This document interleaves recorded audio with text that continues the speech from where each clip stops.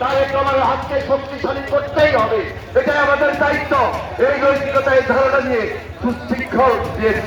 সুশৃঙ্খল বিএনপির অঙ্গ সংগঠন সেই দায়িত্বটুকু পালন করে আমরা দেশবাসীকে বুঝিয়ে দিতে চাই যে বাংলাদেশ জাতীয়তাবাদী দল তারেক রহমানের নেতৃত্বে আমরা ঐক্যবদ্ধ। আমাদের প্রাণপ্রিয় নেত্রী দেশের নেত্রী বেগম খালেদা জিয়া, তিনি পার্শ্ববর্তী এবারকার হসপিটালে মৃত্যুর সঙ্গে পাঞ্জা লড়ছেন। তিনি হঠাৎ করে অসুস্থ হন নাই, মিথ্যা মামলা দিয়ে তাকে মাসের পর মাস জেলখানায় অবরুদ্ধ রাখা হয়েছিল। তিনি সুস্থ মানুষ, জেলখানায় গিয়েছেন, কারাগারে অবরুদ্ধ ছিলেন একটা স্যাঁতস্যাঁতে ঘরে। তিনি প্রায় 2টা বছর সেখানে অবস্থান করেছেন। অসুস্থ হয়ে ওনাকে আমাদের মাঝে আসতে হয়েছে। সেই যে অসুস্থ হলেন, তারপরে আমরা শুধু রাজধানী এবারকার হসপিটালে নয়, দেশে বিদেশে অনেক জায়গায় তিনি তার চিকিৎসার জন্য আমরা ছুটে গিয়েছি, চিকিৎসা নিয়েছেন, চিকিৎসা করেছেন। আমাদের অনেক ডাক্তার যারা বিশেষজ্ঞ দেশে এবং দেশের বাইরে, তাদের চেষ্টার কোনো ত্রুটি নাই। আজকে দেশের নেত্রী বেগম খালেদা জিয়া তারপরও এখন পর্যন্ত রাজধানীর এবারকার হসপিটালে চিকিৎসাধীন রয়েছেন, খুব বেশি অসুস্থ।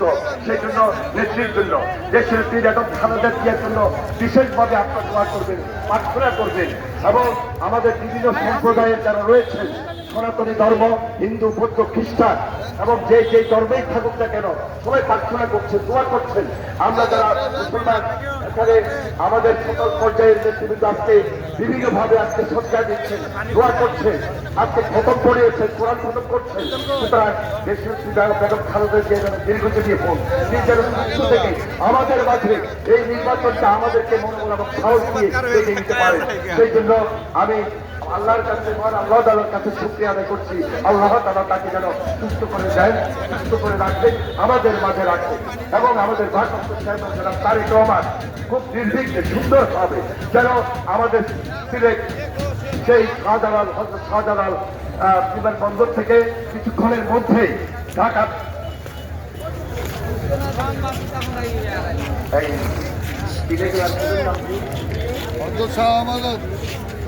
না না শাহজালাল তো ঢাকা না, সিলেট ওসমানী বিমানবন্দর, ওসমানী বিমানবন্দর মুক্তিযুদ্ধের এই মুক্তিযোদ্ধা জেনারেল ওসমানী, তিনি বাংলাদেশের স্বাধীনতা সংগ্রামে বিশেষ ভূমিকা রেখেছিলেন, দায়িত্ব পালন করেছিলেন। ওসমানী বিমানবন্দর থেকে সরাসরি ঢাকায় হযরত শাহজালাল বিমানবন্দরে এসে উপস্থিত হবেন। আমরা শুকরিয়া আদায় করব, আমরা মোনাজাত দেব, দোয়া করব যে আল্লাহ তাআলা যারা আমাদের এই ভারপ্রাপ্ত চেয়ারম্যান জনাব তারেক রহমানকে দীর্ঘায়ু করেন।